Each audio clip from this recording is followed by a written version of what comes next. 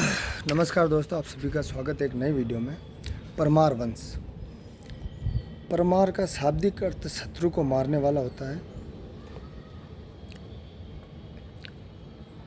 प्रारंभ में परमारों का शासन आबू के आसपास के क्षेत्रों तक ही सीमित था। प्रतिहारों की शक्ति के यश के उपरांत परमारों की राजनीतिक शक्ति में वृद्धि हुई।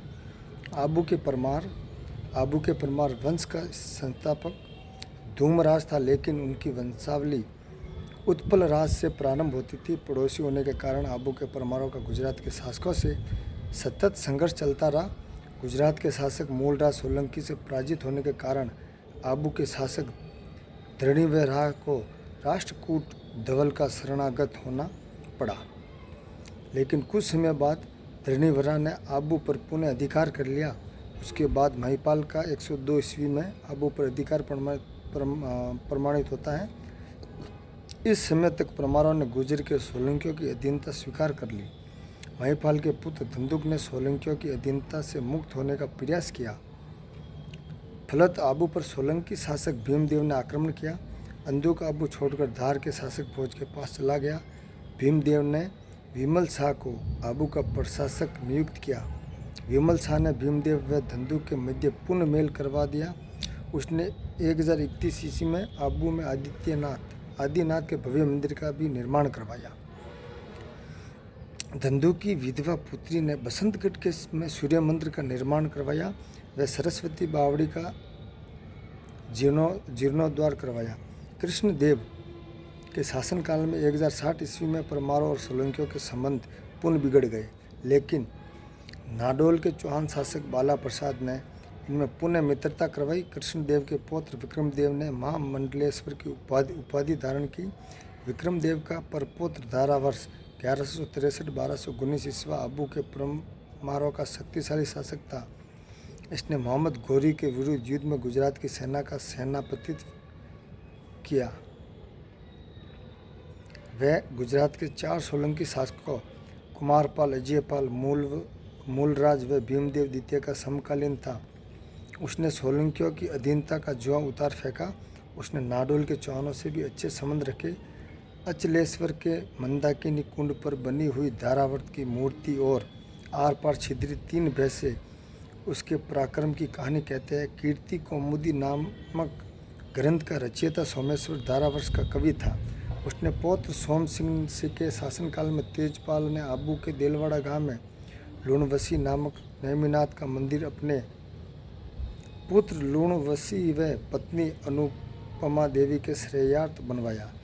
इसके पश्चात प्रताप सिंह और विक्रम सिंह आबू के शासक बने।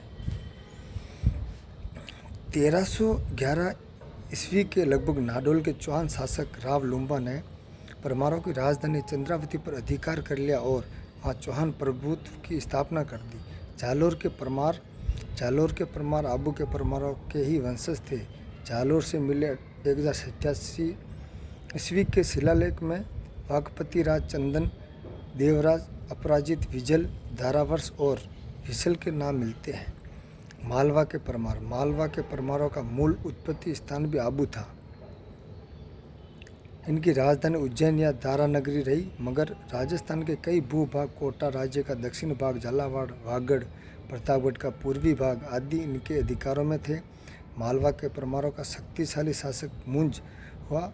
वाकपति राज अमोक वर्ग वर्ष उत्पल राज, पृथ्वी वल्लभ, श्री वल्लभ आदि इसके विरुद्ध थे। मेवाड़ के शासक शक्ति कुमार के शासनकाल में उसने आहड़ को नष्ट किया और चित्तौड़ पर अधिकार कर लिया।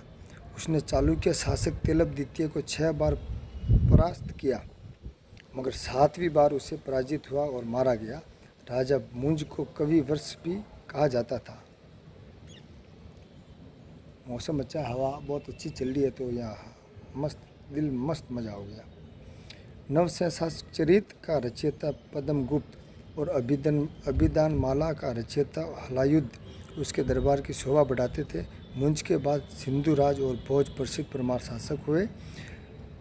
भोज विजय और विधानारुका के लिए प्रसिद्ध था। भोज ने सरस्वती, गढ़ाभरण, राजमर्गांग, विद्वजन मंडल, सम्रांगण, श्रृंगार, मंजरी, कथा, कुर्म, शतक आदि ग्रंथ लिखे। चित्तौड़ में उसने त्रिभुवन नारायण का प्रसिद्ध शिव मंदिर बनवाया, जो मोकल मंदिर के नाम से भी जाना जाता है। 1429 ईसा में राणा मोकल द्वारा जीर्णोद्धार के कारण कुंभलगढ़ परिस्थिति के अनुसार नागदा में भोजसर का निर्माण भी परमार भोज द्वारा करवाया गया। उसने सरस्वती कंठाभरण नामक पाठशाला बनवाई।